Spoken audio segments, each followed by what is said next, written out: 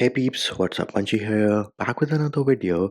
And in this video, I'm going to show you how you can disable the lock screen wallpaper services or the fact that you're getting advertisements on the lock screen on your Samsung Galaxy A54 or the Samsung Galaxy A34. So what do you need to do? You need to unlock your device, go into settings. Once you're in settings, go into wallpaper and style. Herein go into change wallpaper. Then you need to scroll down and look for wallpaper services. Select wallpaper services. You might see different options like dynamic lock screen, Samsung Global Goals, or Glance on Samsung. Now, Glance on Samsung or Glance for Samsung is the major culprit here, which will result in advertisements on the lock screen using wallpapers. Herein, all you need to do is select none and then tap on apply, and that should fix the issue of wallpaper services or advertisements on the lock screen of your Samsung Galaxy A34 or the Samsung Galaxy